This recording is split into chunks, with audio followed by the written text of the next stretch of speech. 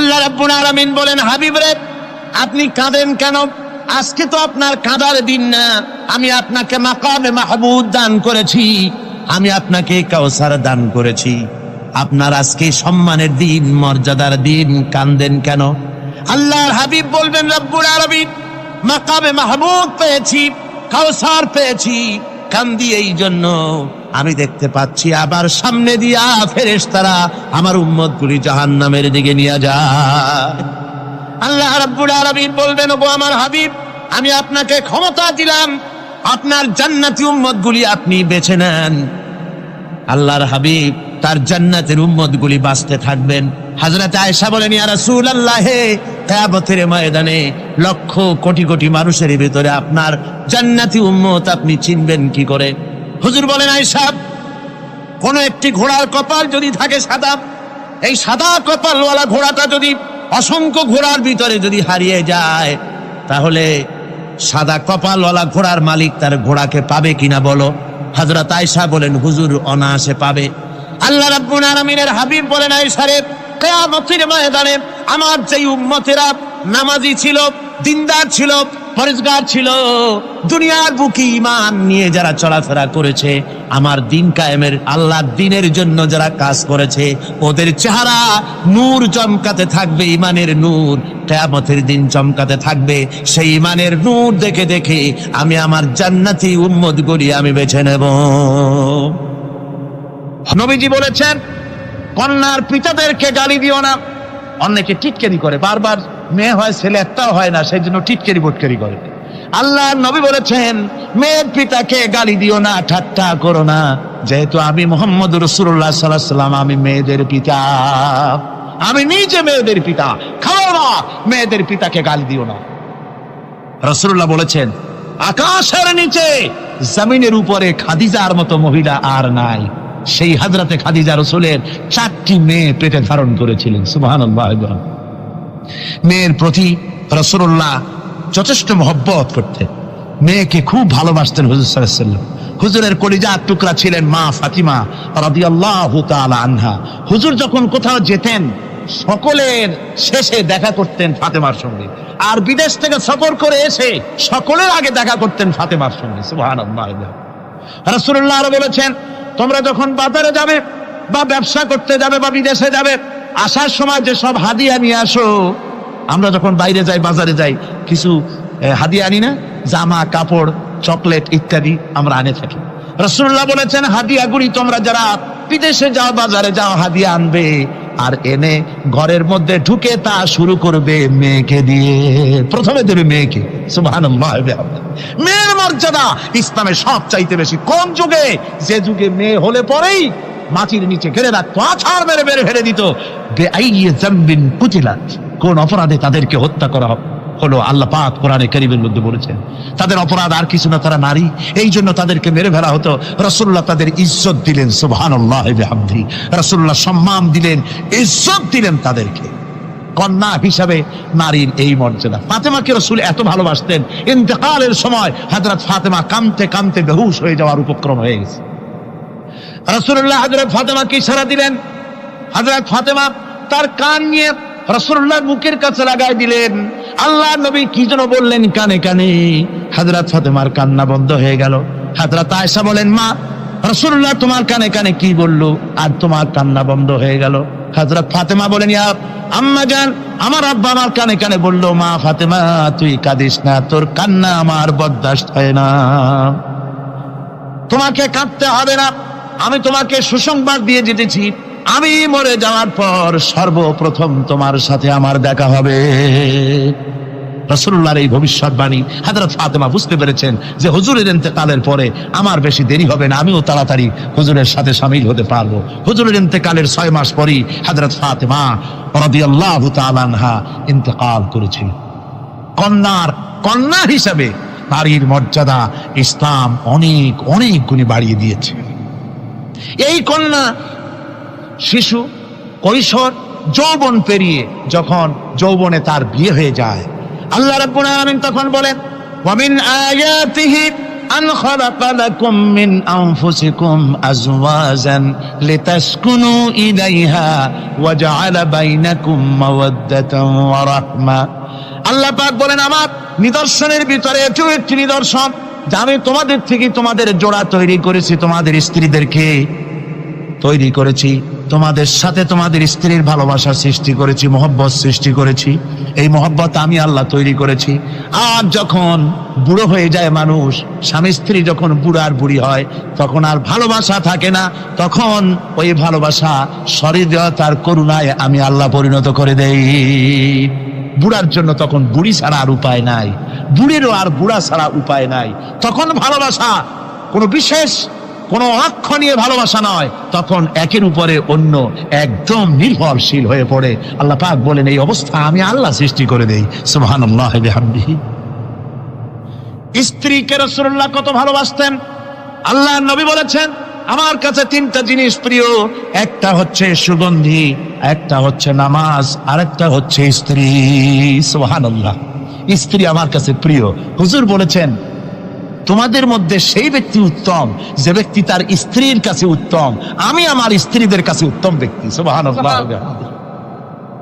রাসূলুল্লাহ স্ত্রীকে কত ভালোবাসতেন। বিশ্বনবী রাজনৈতিক কর্মকাণ্ড চালাচ্ছেন, যুদ্ধের দামামা বাজতেছে, চতুর্দিকে কত অশান্তি, সবকিছু চলছে, স্ত্রীর হক আদায় করতে ভুলে যাননি।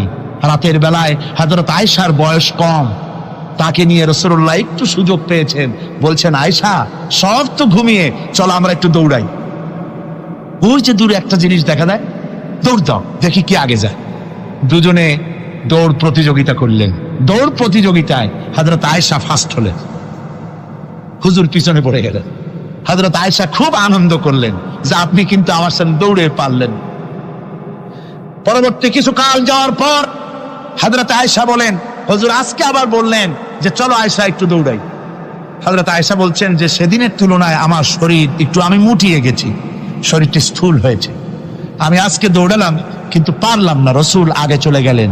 আমি হাঁপাতে হাঁপাতে যখন হুজুরের কাছে চলে গেছি, হুজুর তখন মুস্কি হেসে আমাকে বললেন, আয়েশা ওই সেই দিনের জবাব আজকে দিয়ে দিলাম। সুবহানাল্লাহি বিহামদিহি, সুবহানাল্লাহি বিহামদিহি। বিশ্ব নবী কত বড় আদর্শ বিশ্ব মানবতার জন্য। তিনি বলেছেন, আরাফাতের ময়দানে রাসূলুল্লাহ বলেছেন, তোমরা যেমন পড়বে তোমার স্ত্রীদেরকে তেমন পড়াবে, তোমরা যেমন খাবে তোমার স্ত্রীদেরকে তেমন খাওয়াবে। স্ট্যান্ডার্ড মেনটেন করবে। তুমি ভালো দামের কাপড় পরবে, স্ত্রীকে খারাপ দিবে তা নয়। অধিকার দুজনেরই সমান, স্বামী এবং স্ত্রী সমান অধিকার। কিন্তু আমরা তা বুঝতে পারি না, বুঝতে চাই না। আমরা অনেকে মনে করেছি বিয়ে যখন করছি তখন আমি তো নওয়াবজাদা নসরুল্লাহ খান, আর বউ তো কেনা দাসী। না, সে কিন্তু দাসী নয়, তার মর্যাদা আছে, তার সম্মান আছে, তার সম্মান আপনাকে দিতে হবে। রাসূলুল্লাহ দিয়েছেন, আপনাকেও দিতে হবে। রান্না বান্না হতে দেরি হয়, কত গালাগালি শুনতে হয় নারীকে। আল্লাহর নবীর স্ত্রী হযরত আয়েশা বলেছেন, আল্লাহর নবী কাজ করে, মানুষের সঙ্গে কথা বলে, রাষ্ট্রীয় দায়িত্ব পালন করে ঘরের ভিতরে এসে যখন দেখেছেন রান্না হতে দেরি আছে, রাসূলুল্লাহ বিরক্ত হন নাই, ভুরু কুঞ্চিত করেন নাই, চোখ মোটা করেন নাই, আমাকে কোনো কথা শোনান নাই, বরং আমার কাছে বসে রান্নায় আমাকে সহযোগিতা করেছেন। সুবহানাল্লাহ বিহামদিহি। এই হলো আল্লাহর রাসূল, এই হলো বিশ্ব নবী। স্ত্রীর সঙ্গে কি মহব্বত! সুবহানাল্লাহ বিহামদিহি। হুজুর মহব্বত করতেন স্ত্রীদেরকে। রাসূলুল্লাহর ঘরে দৌলত ছিল না, কিন্তু মহব্বত দিয়ে ভরা ছিল ঘরটা। হুজুরের ঘরে ফ্রিজ নাই, এসি নাই, হুজুরের ঘরে কার্পেট নাই, হুজুরের ঘরের মধ্যে জাজির নাই, তোশক নাই, বড় বড় কম্বল নাই, আরামের কোনো জিনিস নাই, মডার্ন ইকুইপমেন্টস কিচ্ছু নাই, দৌলত নাই, কিন্তু মহব্বত দিয়ে ঘরটা ভরা। হযরত আয়েশা বলেছেন, আমি পানি পান করে, যখন আমি পানি পান করে গ্লাস রেখে দিতাম, আল্লাহর নবী তখন গ্লাসের সেই জায়গায় ঠোঁট লাগাতেন যেখানে আমি ঠোঁট লাগাইয়া পানি পান করেছি। আমি গোশত চিবোতাম, রাসূলুল্লাহ আমার হাত থেকে গোশত টুকরা নিয়া সেই জায়গায় চিবোতেন যেখানে আমি চিবয়েছি। সুবহানাল্লাহ। আমার ভাইয়েরা, রাসূল তার স্ত্রীদেরকে মহব্বত করতেন, স্ত্রীরাও রাসূলকে মহব্বত করতেন দারুণ ভাবে। একবার হযরত আয়েশা সিদ্দিকা রাদিয়াল্লাহু তাআলা আনহা হুজুরকে গোসল করাতে ছিলেন, মাথার উপরে পানি ঢালতেছেন, হুজুর একটা চৌকির উপরে বা একটা তক্তার উপরে বসে আছেন। গোসলের পানির ভিতরে রাসূলুল্লাহ দেখতে পেলেন রক্তের মতো কি যেন প্রবাহিত হয়ে যাচ্ছে। হুজুর জিজ্ঞেস করেন, আয়েশা রে, পানির ভিতরে রক্তের মতো কি দেখা যায়? হযরত আয়েশা বলেন, হুজুর আপনি যখন বসেছিলেন অসতর্ক মুহূর্তে তক্তার নিচে আমার একটা আঙ্গুল পড়েছিল, পায়ের আঙ্গুলটা ফেটে বোধহয় রক্ত বেরোতেছে। রাসূলুল্লাহ তাড়াতাড়ি করে উঠলেন আর ওই আঙ্গুলকে ব্যান্ডেজ করে দিলেন। রাসূলুল্লাহ বললেন, আয়েশা রে, আঙ্গুল ফেটে গেছে, একটু আহাহু পর্যন্ত করলে না, এতক্ষণ তুমি কষ্ট করলে কেন? হযরত আয়েশা বলেন, ইয়া রাসূলুল্লাহ, ওটা তো একটা পায়ের আঙ্গুল। আয়েশার কলিজাটা ফেটে যদি রক্ত বেরোতো রাসূলুল্লাহকে উঠতে বলতে আমি পারতাম না। কি মহব্বত রাসূলের সাথে। হযরত আয়েশা বলেন, হুজুর সাল্লাল্লাহু আলাইহি ওয়াসাল্লাম স্ত্রীদেরকে এত ভালোবাসতেন, আমাদের ঘরে গোশত টোস্ত তেমন রান্না বান্না খুব কম হতো। গোশত রান্না হবে কি, মাসের পর মাস চলে গেছে রাসূলের বাড়িতে, হুজুর স্ত্রীরা বলেছেন আমাদের ঘরে চুলে আগুন জ্বলে নাই, একটু শুকনা রুটি, একটু শুকনা খেজুর আর একটু পানি খেয়ে আমাদের জীবন চলেছে, এরকমের অবস্থা হয়েছে। তারপরে এই অবস্থা চলেছে, এর মধ্যে যদি কখনো একটু গোশত আসছে, হুজুর যখন ছাগল ইত্যাদি ছাগল দুম্বা জবাও করেছেন, এই দুম্বার গোশত নিয়ে, ছাগলের গোশত নিয়ে রাসূলুল্লাহ নিজে বেরোতেন। হযরত খাদিজার বান্ধবী কোথায় আছে খুঁজে ওই বান্ধবীর কাছে গোশত পৌঁছে দিয়ে আসতে। হযরত আয়েশা বলেন, একদিন আমার ঘুম ভেঙে গেল, দেখি হুজুর আমার কাছে নাই, গেলেন কোথায়? খুঁজতে খুঁজতে যায় দেখি মসজিদে নববীর ভিতরে হুজুর হাত তুলে বসে আছেন, মোনাজাত করতেছেন। আমি পেছনে গিয়ে হাত তুললাম, আমি শুনতে পাচ্ছি নবীজি দোয়া করছেন, রব্বুল আলামিন কিয়ামতের ময়দানে যেদিন সন্তান তার পিতাকে ভুলে যাবে, মা তার সন্তানকে হারায় ফেলবে, ওই কঠিন হাসরের ময়দানে আমি যেন আমার খাদিজাকে হারাইয়া না যাই। মুনাজাতের শেষে হযরত আয়েশা বলেন, ইয়া রাসূলুল্লাহ, খাদিজার কথা আপনার এত কেন বারবার মনে পড়ে? একটা বুড়িরে বিয়ে করেছিলেন 25 বছর বয়সের সময়, 40 বছর বুড়ি, তার কথা কেন এত মহব্বত আপনার মনে পড়ে? তার থেকে যুবতী মেয়ে, সুন্দরী মেয়েকে আপনার স্ত্রী হিসেবে আপনি পান নাই? হুজুর বলেন, আয়েশা রে, খাদিজার সম্পর্কে এমন কথা তুমি আর বলো না, তোমরা সবাই আমার সুখের দিনের স্ত্রী, আর খাদিজা আমার এমন সময় স্ত্রী ছিল যখন মক্কায় আমার আশ্রয় ছিল না, তামাম মক্কা নগরীতে আমার আশ্রয় ছিল না। খাদিজার সঞ্চিত সমস্ত ধনরাশি ইসলাম কবুল করার পর দুহাতে খাদিজা বিতরণ করে দিয়েছে। হযরত আয়েশা বলেন, হুজুর আমার গোস্তাকি মাফ করে দেন, আমি আর এরকম বলবো না, তবে খাদিজা সম্পর্কে আমার কিছু একটু শুনান। হুজুর বলেন, আয়েশা রে শোনো, গভীর রাত যত রাত হোক না কেন, ইসলামের দাওয়াত দিয়ে দিয়ে গভীর রাত্রে আমি যখন বাসায় ফিরেছি, ঘরে এসেছি, দরজায় একটা মাত্র ডাক দিয়েছি, খাদিজা, অমনি দরজা খুলে গেছে। আমি জিজ্ঞেস করেছি, খাদিজা রে, যত রাত্রে আসলাম, যতবার আসলাম, একটা ডাকের বেশি লাগলো না, তুমি কি ঘুমাও না? হযরতে খাদিজা বলেছেন, ইয়া রাসূলুল্লাহ, আমার মনের ভিতরে ভয় থাকে, আল্লাহর রাসূল দ্বীনের খেদমতে বাইরে আছেন, আমি যদি আরামে বিছানায় ঘুমায় থাকি আর নবীজি দরজার কাছে দাঁড়ায় আমারে ডাকাডাকি করবেন, উঠতে যদি দেরি হয়ে যায় নবীজির সঙ্গে বেয়াদবি হয়ে যাবে, এই মনে করে আপনি না আসা পর্যন্ত দরজার সাথে পিঠ লাগাই আমি দাঁড়াইয়া দাঁড়াইয়া ঘুমাই। আমার ভাইরা, হযরতে খাদিজার ইজ্জত স্বয়ং আল্লাহ দিয়েছেন। কে দিয়েছেন? হাদিস শরীফে এসেছে, রাসূলুল্লাহ জাবালে নূরে বসা, গারে হেরার ভিতরে বসা, হযরতে জিবরাইল রাসূলুল্লাহর সঙ্গে কথা বলতেছেন। একটু পরে হযরতে জিবরাইল বলেন, ইয়া রাসূলুল্লাহ, আমি আর এখানে বসবো না, আমি এখন চলছি। আমি দেখতে পাচ্ছি খাদিজা আসতেছে আপনার জন্য খাবার নিয়ে। খাদিজা যখন আপনার কাছে পৌঁছে যাবে, আপনি খাদিজাকে শোনায় দিবেন আল্লাহ রাব্বুল আলামিন খাদিজাকে সালাম জানাইছে। সুবহানাল্লাহ, সুবহানাল্লাহ। রাসূলুল্লাহর কাছে হযরতে খাদিজা যখন আসলেন, হুজুর বললেন, খাদিজা, আজকে তোমার জন্য দারুণ সুখবর। বলে কি? বলে, আল্লাহ পাক জিবরাইল কেমন উঠে গেল আমার কাছ থেকে, জিবরাইল বলে গেল আল্লাহ তোমাকে সালাম বলেছেন।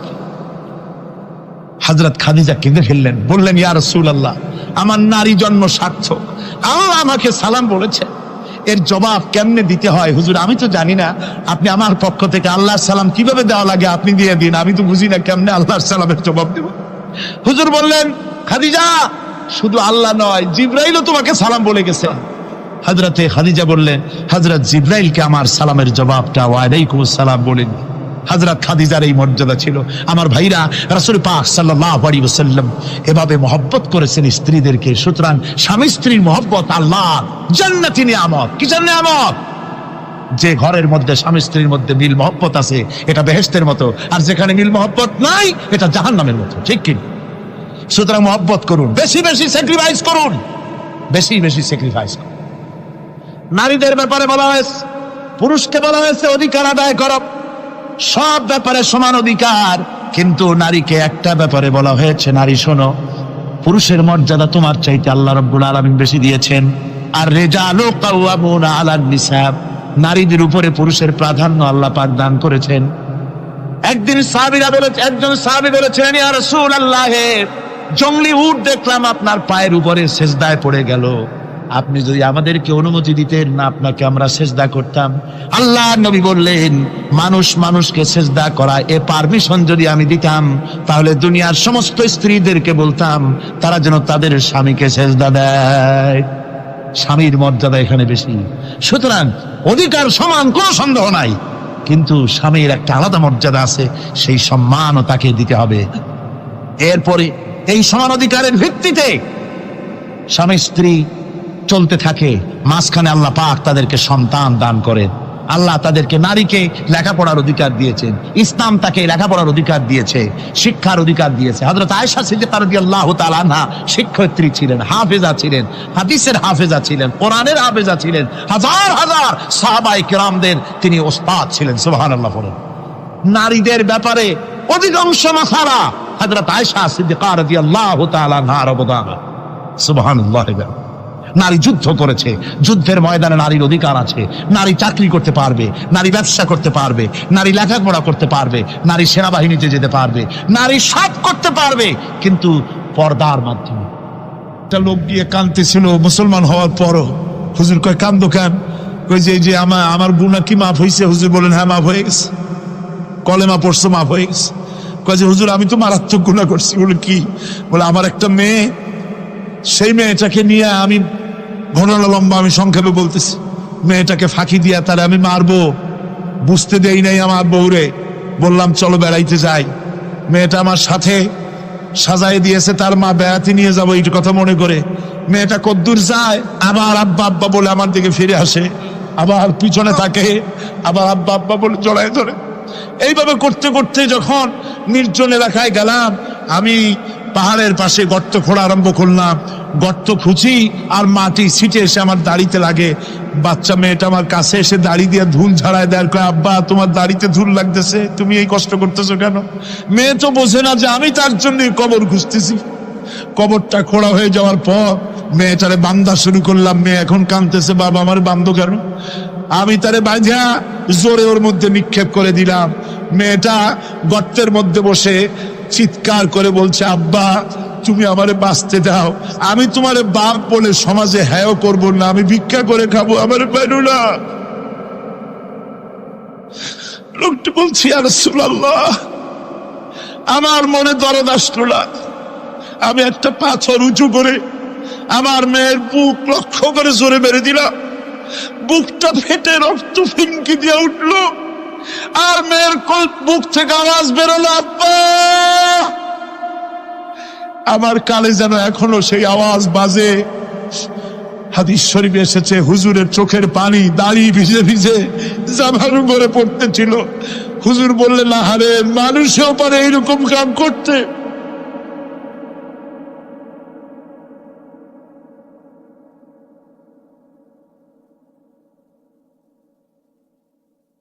পৃথিবীতে নারীর যখন কোনো সম্মান ছিল না, মর্যাদা ছিল না, সেই সময় আমার রাসূল, আমার বিশ্বনবী নারীদেরকে সম্মানের হাত ধরে গর্তের ভিতর থেকে উঠাইয়া রানীর সিংহাসনে বসাইয়া দিলেন। সুবহানাল্লাহ। মায়ের মর্যাদা দিয়ে দিলেন। সুবহানাল্লাহ। নারীরা আমাদের মায়ের জাত। নারীরা আমার কিয়ের জাত? মায়ের জাত। আমার মা বোনেরা, তোমাদের সম্মান কত তোমরা জানো না। আমরা পুরুষ, আমাদের পায়ের তলে জুতা, আর তোমরা আমাদের মায়ের জাত, তোমরা নারী, তোমাদের পায়ের তলে আল্লাহর জান্নাত, আল্লাহর ব্যস্ততা তোমাদের পায়ের তলে। এই সম্মান আল্লাহ তোমাদের দিয়েছে, নবী দিয়েছেন। সুবহানাল্লাহ। কর ভাইরা আমার, অধিকার ইসলাম দিয়েছে। বিবাহ যখন হয়, এই বিবাহের সময় এজেন্ট আনতে হয়। আর বিবাহ হচ্ছে বিবাহ বৈঠক, এজেন্ট আনার জন্য ওই যে কি জানি কয় ম্যারেজ রেজিস্ট্রার বা মৌলবি সাহেব, কার অনুমতি আগে নেয়? বলেন কার অনুমতি? তাহলে অধিকার ইসলাম পুরুষে দিল না মেয়ে লোকের দিল? আজ মেয়ে লোকের কাছে যাও, মেয়েটাকে জিজ্ঞেস করো সেই বিবাহে রাজি আছে কিনা। সুবহানাল্লাহ পড়ে, এই বিবাহে রাজি আছে কিনা জিজ্ঞেস করে, তার অধিকারই বেশি। এরপরে এই বিবাহে করার ব্যাপারে কত বৈষম্য। আজ বিবাহ করতে গেলে যৌতুকের প্রথা এসেছে। রাসূলুল্লাহ যৌতুক দিয়েছিলেন, ওটা যৌতুক না, ওটা উপহার, ওটা হাদিয়া। রাসূলুল্লাহ তোহফা দিয়েছিলেন হুজুরের জামাই। সুবহানাল্লাহ, কি জামাই! এক জামাই তো জিন্নুর আইন, যাকে ফেরেশতারা পর্যন্ত লজ্জা করত যারে দেখে, হযরত উসমান রাদিয়াল্লাহু তাআলা আনহু। আরেকজন হযরত আলী কাররামাল্লাহু ওয়াজহাহু। হযরত আলী, যার সম্পর্কে রাসূল পাক সাল্লাল্লাহু আলাইহি ওয়াসাল্লাম যাকে কত সম্মান দিয়েছেন, কত মর্যাদা দিয়েছেন, এই হলো হযরত আলী হুজুরের জামাই। আনা মদিনাতুল ইলম ওয়া আলিউম বাবুহা, আমি হলাম জ্ঞানের রাজ্য, আর আলী হলো সেই রাজ্যে প্রবেশের দরজা। সুবহানাল্লাহ। ভাইরা, এই হলো জামাই। আর মেয়ে খাতুনে জান্নাত, বিনতে রাসূল, বেহেশতের সমস্ত রমণীদের সরদারিনী মা ফাতিমাতুজ জাহরা রাদিয়াল্লাহু তাআলা আনহা। কি উপহার দিলেন বিয়েতে রাসূল! এই মেয়ে আর এই জামাই। উপহার হলো খেজুরের ছোবড়ার একটা তোশক, পানি উঠাবার জন্য একটা মশক, আর আটা পেশা একটা জাতা। এই হলো নবীর মেয়ে আর জামাইয়ের জন্য উপহার। রাসূলের প্রতি কি ভালোবাসা দেখেছেন হযরত উম্মে হাবিবা রাদিয়াল্লাহু তাআলা আনহা, আমাদের মা আবু সুফিয়ান রাদিয়াল্লাহু তাআলা আনহু, তার মেয়ে। তার কাছে আবু সুফিয়ান তখনও কাফের, সেই কুফরি হালতে মেয়ের ঘরে গিয়েছেন। যাওয়ার পরে হযরত উম্মে হাবিবা বাপ যখন বসতে গিয়েছেন, তখন উম্মে হাবিবা বলছেন যে আব্বা একটু দাঁড়ান। এই অবস্থায় দাঁড়াতে বলে বিছানাটা উল্টায় দিয়া তারপরে বললেন যে বসেন। বাপ মনে খুব দুঃখ পেলেন। আবু সুফিয়ান বললেন, মা উম্মে হাবিবা, আমি তোমার পিতা, ভালো একটা বিছানা থাকলে তাই বিছায় দেওয়া উচিত ছিল, আর তুমি বিছানাটা উঠাইয়া তারপরে আমার খালি জায়গায় বসতে বললা, আমি তোমার ব্যবহারে আহত হলাম। হযরত উম্মে হাবিবা বলেন, আব্বা জান, নিশ্চয়ই আপনি আমার আব্বা, শ্রদ্ধেয় পিতা, কোনো সন্দেহ এতে নাই, কিন্তু আপনি একজন কাফের। আল্লাহর রাসূল যে বিছানায় বসেন, সেই বিছানা আমি একটা কাফেরকে বসতে দিতে পারি না। সুবহানাল্লাহ বিহামদি। তিনজনের দোয়া কবুল হবে আল্লাহর দরবারে। তার মধ্যে একজন হলেন মাজলুম ব্যক্তি, যে ব্যক্তি অত্যাচারিত, যে ব্যক্তি মুসাফির, প্রবাসী, তার দোয়া কবুল হবে। আর মা বাপ যদি সন্তানের জন্য দোয়া করে, ওই দোয়া আল্লাহ রব্বুল আলামিনের দরবারে মঞ্জুর হয়ে যায়। আল্লাহ রব্বুল আলামিন মা বাপ সম্পর্কে বলেন, মা বাবের জন্য আমার কাছে দোয়া করবি বান্দারা, আমার কাছে দোয়া করবি। দোয়াটা আল্লাহ পাক শেখাচ্ছেন, রব্বিরহামহুমা কামা রব্বায়ানি সাগীরা। পড়েন সবাই, রব্বিরহামহুমা কামা রব্বায়ানি সাগীরা। একটু জিকির করেন, লা ইলাহা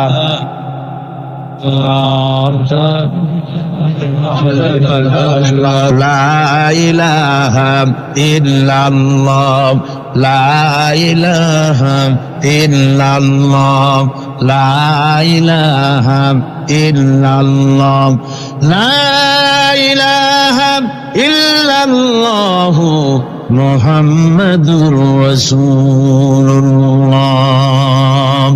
আমার ভাইরা, আল্লাহ পাক শিখাচ্ছেন, বান্দা তোর মা বাপের জন্য আমার কাছে দোয়া কর। আয় আল্লাহ, আয় রব, আয় আমার প্রভু, আমার মা বাপ যেমন ছোটবেলায় আমাকে স্নেহের কোলে লালন পালন করেছে, আয় আমার আল্লাহ তুমি আমার মা বাপকে তোমার রহমতের কোলে লালন পালন করো।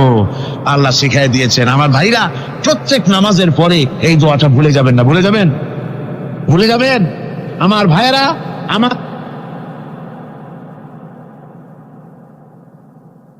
وَوَصَّيْنَا الْإِنسَانَ بِوَالِدَيْهِ إِحْسَانًا حَمَلَتْهُ أُمُّهُ كُرْهًا وَوَضَعَتْهُ كُرْهًا। আল্লাহ পাক বলেন, আমি পৃথিবীর সমস্ত মানব মণ্ডলীকে উপদেশ দিয়েছি, মা বাপকে সম্মান করো, শ্রদ্ধা করো, তাদের উপকার করো। তার কারণ হলো তোমার মা তোমাকে গর্ভে ধারণ করেছে অত্যন্ত কষ্টের সাথে। আল্লাহ বলতেছেন, মা তোমাকে গর্ভ ধারণ করেছে অত্যন্ত কষ্টের সাথে, এরপরে তোমাকে ডেলিভারি করেছেন অত্যন্ত কষ্টের সাথে, তোমাকে ডেলিভারি করেছেন। গভীর রাত্রে মানুষ সব ঘুমায় যায়, গর্ভবতী মা ঘুমাতে পারে না, সন্তান পেটের ভিতরে হাঁটু দিয়া গুঁতা মেরেছে, পা দিয়া লাথি মেরেছে।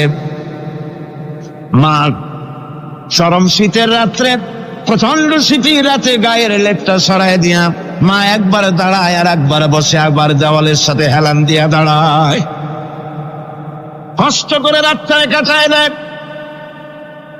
আবার সারাদিন সংসারের জন্য কাজ করেছেন, রান্না বান্না করেছেন, মা সকলকে খাওয়াইয়া মা শেষের দিকে খেতে গেছেন। যখন নিজে খেতে গেলেন, আবার পেট ক্ষুধা নিয়ে খেতে বসেছেন, পেটের ভিতরে সন্তান লাথি মেরেছে, পেটের মধ্যে ঘুষা মেরেছে, হাঁটু দিয়া গুঁতা মেরেছে, ভরা পেটে, পেটের ভিতরে সন্তান গুঁতা মারলো হাঁটু দিয়া, মাথা দিয়া। মা ক্ষুধা রয়েছে, পেটে খেতে পারলেন না, বেদনা শুরু হয়েছে। খাবারের থালাটা ঠেলে দিয়ে মা দাঁড়ালেন, বসলেন, চোখের পানি ফেললেন। এভাবে করে মা একটা দুইটা দিন নয়, 10টি মাস পর্যন্ত সন্তানটাকে পেটের মধ্যে নিয়ে, একটা জীবিত মানুষ আর একটা জীবিত সন্তান পেটের মধ্যে নিয়ে নড়াচড়া করছেন, চলাফেরা করছেন। কিতাবের মধ্যে এসেছে, রাতের বেলায় মা যে ঘুমাতে পারেন না সন্তানের নড়াচড়ার কারণে, রাতভর ইবাদত করলে যত সওয়াব পাওয়া যেত, আল্লাহ ওই সওয়াব মায়ের আমলনামায় লিখে দেন। সন্তান পেটে থাকার কারণে খেতে পারে না, পেট ভরে ক্ষুধায় কষ্ট পায় মা, এই জন্যে 10 মাস ধরে রোজা রাখলে যে সওয়াব হতো, আল্লাহ রাব্বুল আলামিন মায়ের আমলনামায় রোজার সওয়াব লিখে দেন। 10 মাস পরে গেল, সন্তান ডেলিভারির সময় চলে এলো। মায়ের মন বিমর্ষ, সন্তান ডেলিভারি হবে, না জানি মরে যাই নাকি, না জানি অপারেশন লাগে নাকি, কি অবস্থা হবে। মা খেতে পারে না, মুখটা শুকায়া যায়। ডেলিভারির সময় যখন আসে, মাবাবের কাছ থেকে বিদায় নিয়ে যায়, স্বামীকে একান্তে গোপনে ডেকে নিয়ে বলে, প্রাণের স্বামী, দীর্ঘদিন একসঙ্গে ঘর কন্যা করেছি, অপরাধ হয়ে যেতে পারে, আমারে মাফ করে দিও। আমার মনে হয় এবার আমি আর বাঁচবো না। সংসার থাকলো, চাবি থাকলো, সব বুঝে নাও, আমারে মাফ করে দিও।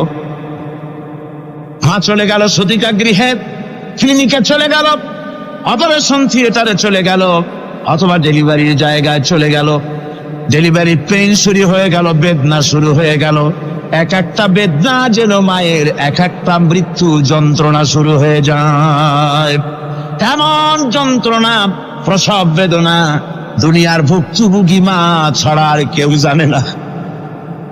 এই চরম বেদনার ভেতর দিয়ে, চরম কষ্টের ভিতরে মা যখন একটা বাচ্চা প্রসব করলো, জিহাদের ময়দানের মতো মা রক্তাক্ত হয়ে গেলেন, সন্তান দুনিয়া এলো।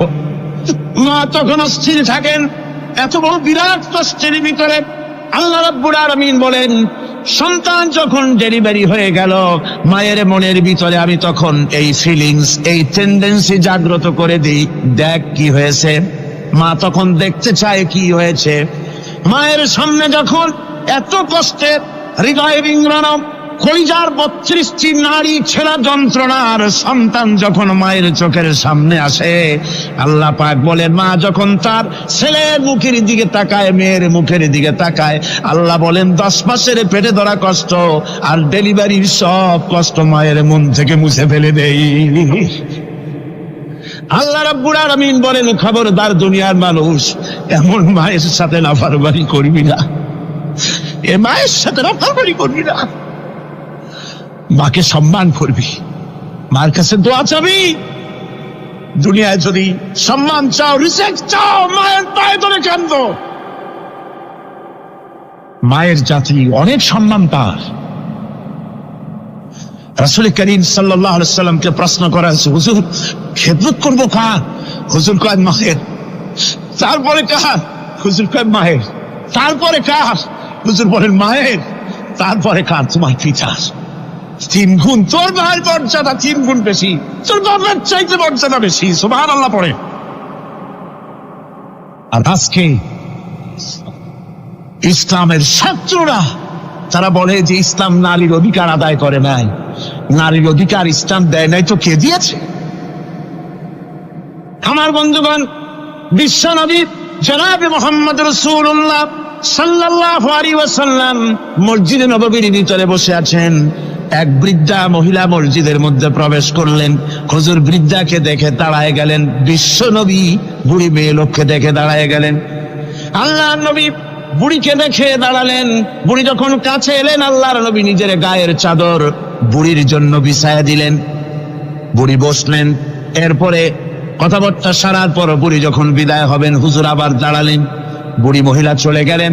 সাহাবায়ে কেরাম বলেন, ইয়া রাসূলুল্লাহ, কিছুই বুঝলাম না, একজন বৃদ্ধা মহিলার জন্য বিশ্বনবী দাঁড়ান আর গায়ের চাদর বিছান, আমরা বড় আশ্চর্য হয়ে গেলাম। নবীজি বলেন, ও আমার সাহাবীরা, তোমরা জানো না, এই মহিলাকে চিনতে পারো নাই? আমি আমার মায়ের দুধ আমার জীবনে কিসমতে তেমন হয় নাই। আমি আমার মায়ের দুধ তেমন কিসমতে পাই নাই। যার বুকে দুধ খেয়ে, যার কোলে কাখে চড়ে আমি বড় হয়েছি, আমার সেই দুধ মা, ইনি হযরতে হালিমাতুস সাদিয়া, আর সেই দুধ মা। রাসূলুল্লাহ নিজে সম্মান দিয়েছেন মায়ের। খবরদার মাকে অসম্মান করবেন না, মাকে সম্মান করবেন, মাকে শ্রদ্ধা করবেন। আমার বন্ধুগণ, আলেম ওলামা পীর বুজুর্গদের জন্য হাদিয়া তো দেন, আপনারা কোনো নিষেধ নাই, দেন। হাদিয়া দেওয়া সুন্নত, নেওয়া সুন্নত, দিবেন, আমি কোনো নিষেধ করি না। কিন্তু আমি বলতে চাই, পীর বুজুর্গদের কাছে, আলেম ওলামাদের কাছে হাদিয়া দিয়া আল্লাহরে যত না খুশি করতে পারবেন, এই ডালিম বেদানার মৌসুমে বেদানা একটা ভেঙে নিজ হাতে যদি মায়ের মুখে তুলে দেন, আল্লাহর আরশ খুশি হয়ে যাবে, আল্লাহর আরশ আজিম খুশি হয়ে যাবে, আল্লাহ পাক খুশি হয়ে যাবে। মায়ের খাওয়াও, বাপ তো খাওয়াও, তোমার সবচেয়ে বড় প্রিয় জিনিস। সুবহানাল্লাহ বলে, সুবহানাল্লাহ। মা বাপ যদি একটু দোয়া করে দেয়, তোমার জিন্দেগির কাম শেষ। একটু বদদোয়া করলে জাহান্নামে যাবা। কোন পীর বদদোয়া করলে জাহান্নামে যাবে এমন কথা নয়। কোন মওলানা বদদোয়া করলে দোজখে যাবে এমন কথা নয়। রাসূল বলেছেন, হুমা জান্নাতুকা ওয়া নারুকা। মা বাপ তোমার বেহেশত, মা বাপ তোমার জাহান্নাম। মা বাপ যদি অসন্তুষ্ট হয়, দোজখে যাবি, আর মা বাপ যদি খুশি, আল্লাহর জান্নাতে চলে যাবি। সুবহানাল্লাহ, সুবহানাল্লাহ, সুবহানাল্লাহ। মায়ের পায়ের তলে তোর বেহেশত। আমরা পুরুষ, আমাদের গত বছরও বলেছি, আমরা পুরুষ, আমাদের পায়ের তলে জুতা। আমাদের পায়ের তলে কি? শুধু জুতা। আর আমার মা, আমার মায়ের জাতি যারা এই প্যান্ডেলে বসে আছেন, আমার মায়েরা, বোনেরা, মায়ের জাতি যারা পৃথিবীতে, মায়ের জাতির পায়ের তলে আল্লাহর বেহেশত। সুবহান। নারীর মর্যাদা ইসলাম দেয় নাই, কে দিয়েছে? আল্লাহ দিয়েছেন, আল্লাহর রাসূল দিয়েছেন।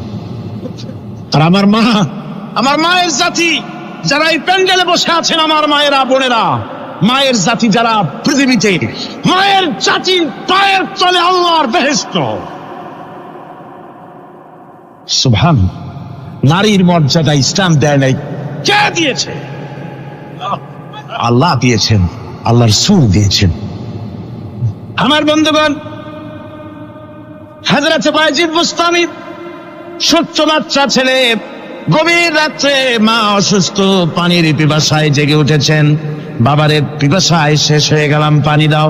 ছেলে ঘরের ভিতরে পানি না পেয়ে বাইরে দৌড়াদৌড়ি করলেন। অনেক দূর থেকে পানি নিয়ে এসে দেখেন মা ঘুমায় গেছেন। পানি নিয়ে দাঁড়ানো, পৌষ মাস, মাঘ মাসের শীতের রাত, ফজরের সময় মায়ের ঘুম ভেঙে গেল। তাকিয়ে দেখেন বাইজিদ দাঁড়ানো, হাতে পানি থরথর করে কাঁপছে। জিজ্ঞাসা করে, বাইজিদ তুমি দাঁড়ানো কেন? ছোট্ট বাচ্চা বলে, মা পানি চেয়েছিলে তুমি গভীর রাত্রে, পানি ঘরে ছিল না, অনেক দূর থেকে আনতে হয়েছে। মা বলছে, ঘুমাও নাই কেন গ্লাস ছুঁয়া? বাচ্চা বলে, ঘুমাই নাই, তুমি যদি আবার পানি চাও সময় মতো যদি দিতে না পারি মা তোমার কষ্ট হবে, এই জন্য ফজর পর্যন্ত আমি দাঁড়ায় আছি, কখন তুমি পানি চাও। মা হাতের থেকে পানি নিয়ে পান করলেন। বাইজিদকে বিছানার উপরে আরাম করে কম্বল দিয়ে ঘুম পড়াইয়া দিলেন। হযরত বাইজিদের মা উযু করে ফজরের নামাজ পড়ে সিজদায় চলে গেলেন। চিৎকার মেরে কেঁদে বলেন, আমার রব, আমার আল্লাহ, আমি আমার বাইজিদের মা, আমি মা হয়ে বাইজিদের জন্য দোয়া করি।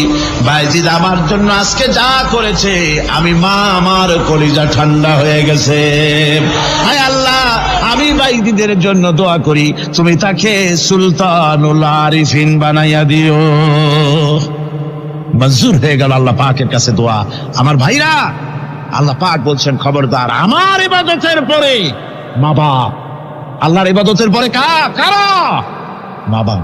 মা বাপকে সম্মান করো, শ্রদ্ধা করো, মোহাব্বত করো, কিসমত খুলে যাবে, কিসমত খুলে যাবে। মা বাপকে সম্মান করো।